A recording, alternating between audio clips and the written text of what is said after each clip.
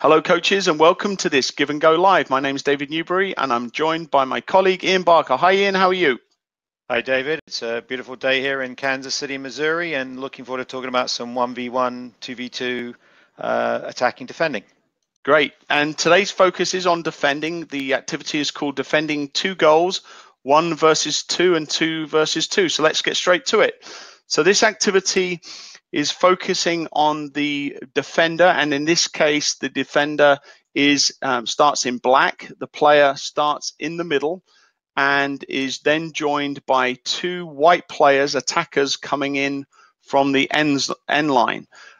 Both the teams start adjacent or opposite to a goal.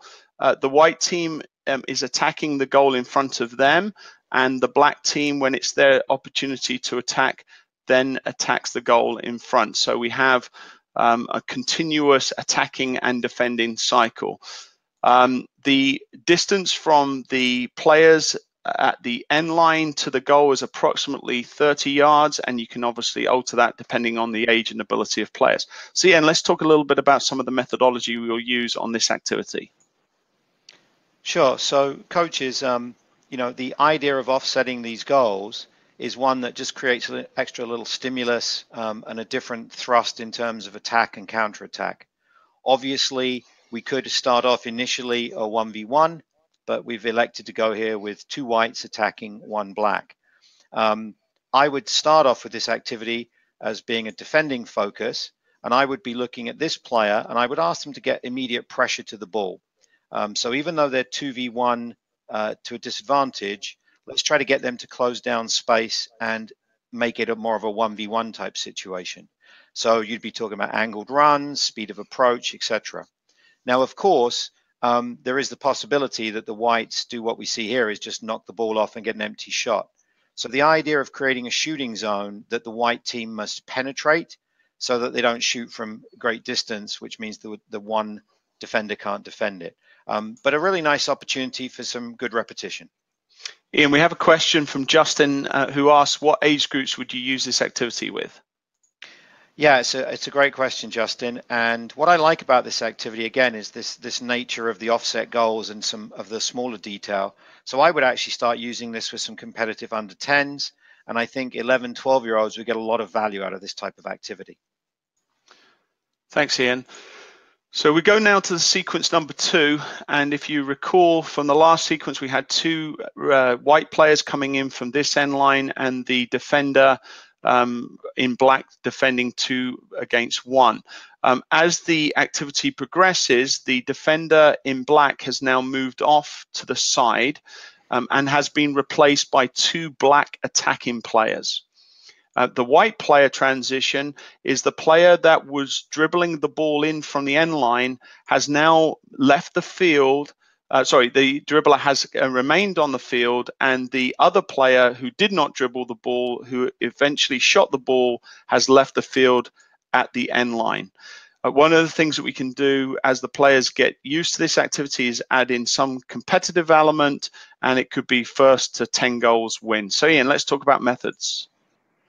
Yeah, so the first thing our coaches should appreciate here is that the black team are attacking across the entire, what is essentially the width of the field from the perspective of the whites. So the whites have a narrow but long attacking field, and the blacks have a shorter field, but it's a little bit wider, which I think is kind of an interesting notion. Counter-attacking is really important here. So how quickly can the black defender, the black team, get onto the park and take on the 1 white defender? So speed of turnover, speed of response in a counter-attack situation is really important. And this is where I think it gets really interesting, is now we start to observe the offside condition. So now this white player can pressure the ball, and this black player is now potentially out of the play because they're in an offside position, so they couldn't receive a pass. And so if we introduce offside, once we feel comfortable with it, it creates intense realism for the defender and allows them to effectively go pressure the ball. Just really importantly, when you're managing this, just make sure that you know where the players are exiting the fields from a safety perspective. Susie asked the questions, how can we alter the shape or the size of the field to change the defending focus? That's a good question from Susie. I like this dimension that one team is attacking short but wide, one is attacking long but narrow. If you really want to help the defender, you would start with a very small space because it's a little bit easier for a 1v2. It also challenges the attackers incredibly toughly because it's a really tight space and the one can close them down. As you feel your defenders become more competent, make the space a little bit bigger, more stress on the defenders, a little bit friendlier for the forwards. So we'll move to our last diagram, sequence 3. And as you can now see, we have a 2 versus 2 situation. So we've increased the number of players. That could quite easily be a 3 versus 2 or even a 4 versus 3 with older players. We have the whites that have entered the field playing against the 2 black defenders. And in this case, the black defender has made a lunging tackle and managed to pass the ball to the black attacker, formerly a defender who has now managed to slot home the ball against a goalkeeper. So a couple of changes we made here. One is that we've gone to 2 versus 2, and the second that we've introduced in both goals the goalkeepers. Ian, methods.